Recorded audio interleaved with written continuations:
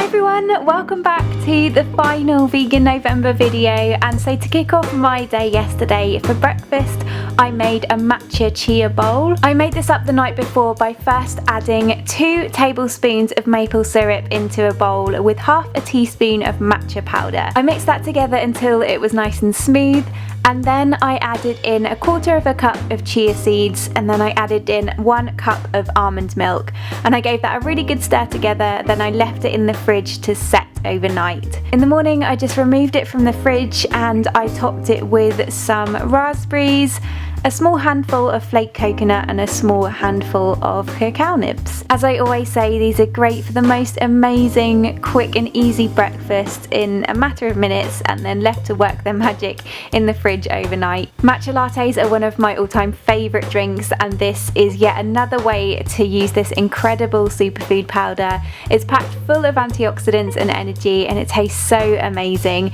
Of course, you can top this with whatever you like.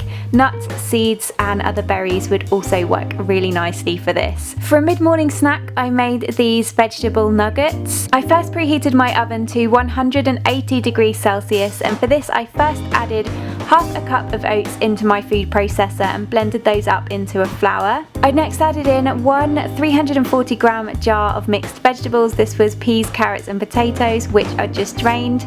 Then 2 tablespoons of chickpea flour, 1 tablespoon of onion flakes, a teaspoon of tomato paste, a teaspoon of garlic powder, a teaspoon of olive oil and some salt and black pepper. I pulsed that only for a few seconds in my food processor until it stuck together. I then take around a tablespoon of the mix at a time, form little nugget shapes out of them and then place them on a lined baking tray. This makes 14 altogether, and so I just placed those in the oven to cook for around 25 minutes. They should be nice and crispy on the outside but soft in the middle. I served some up with my homemade ketchup for dipping, which works so well. These would make great snacks for kids too, for lunch boxes. I also use them how I'd use falafels, so in salads.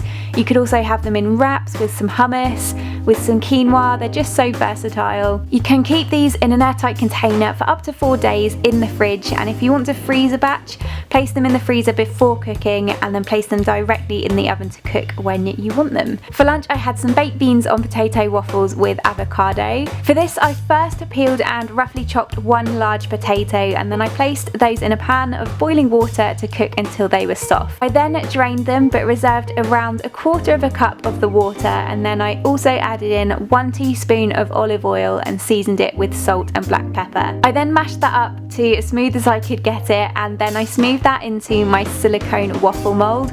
I did have a little bit of mash left over, but that's good for making hash browns and gnocchi. I then placed that in the oven, which was still warm from the nuggets, on 180 degrees Celsius, and I let that cook for around 25 to 30 minutes. In the meantime, I heated up some of my homemade baked beans in a small pan. I'll have the recipe for this down below. And then once the waffles were done, I flipped the mold out onto a plate, let it cool down a little, and then I pressed out the waffles. They might stick a little bit, mine don't always come out perfect. I topped those with the baked beans, and then I took half an avocado, sliced that up in its shell, and then added that on top of the beans too. I also splashed on some vegan Worcester sauce for a really intense flavour and finished it with some cracked black pepper. Potato waffles are one of my favourite ever things. I love them for breakfast, for lunch or for dinner, with the beans on top like this, or as a fuller meal with fried mushrooms, fried tomatoes, vegan sausages.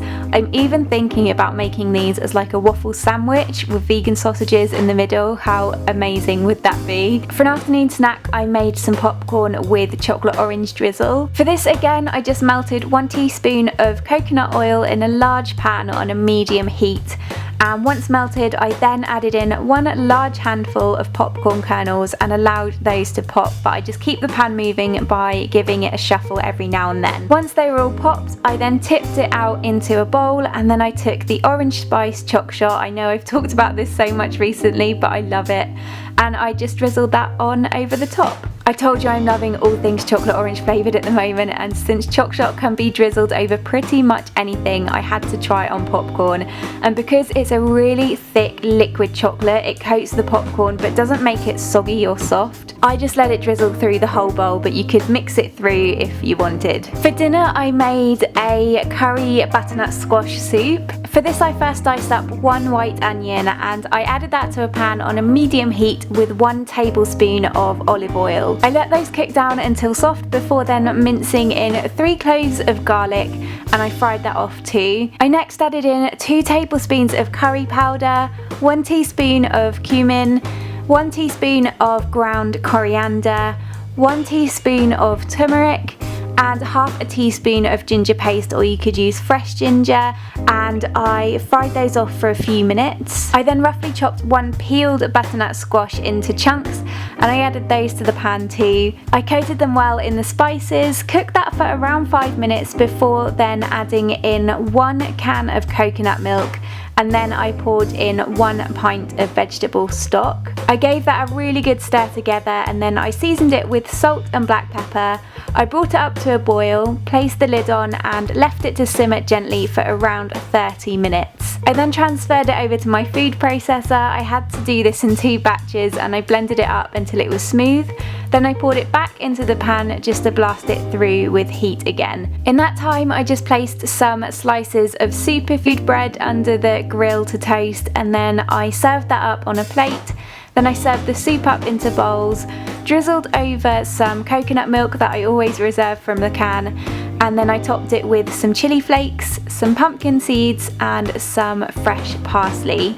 This is honestly so amazing. Butternut squash soup is probably my all-time favourite soup anyway. It's so creamy and comforting. The coconut milk obviously makes it even creamier and gives it so much richness, and the curry spices just give it the most amazing flavour. It's amazing with the superfood bread dipped into it, and this actually makes 4 portions, but we always eat it all in one go, so we had 2 full bowls each. But if you do have any remaining soup, you can store it in an airtight container in the fridge once cool for 2 days, or it can be frozen for up to 2 weeks. For dessert I made some chocolate and raspberry truffles. For this I first blended up 14 dates with 3 tablespoons of raw cacao powder, 1 tablespoon of almond butter, 1 tablespoon of maple syrup and a teaspoon of vanilla extract in my food processor until it began to stick together. I then take around 1 tablespoon of the mix and make 6 little balls from it by rolling them between the palms of my hands. I then placed those on a plate, took some raspberry powder which I sieved over the top just to coat them, and any leftover raspberry powder or what's left on the plate I'll always transfer back to the bag. As you know, I love making these truffles, and these would actually make the perfect Christmas gift, but they would need to be made probably the day before, and I'd say to keep them in the fridge and eat them within 3 days. The raspberry powder does soak into them a little bit, but this can always be topped up later on. They're so chocolatey rich with a hint of raspberry and they're so delicious. Well, that is it. That is everything for Vegan November. Thank you guys so much for watching these videos, for just the loveliest comments and support on this series. I'm so happy that you enjoy watching them as much as I enjoy making them. I will be back very soon with some Christmas recipes to share with you all, so stay tuned for those. Thank you so much again and much love. Bye!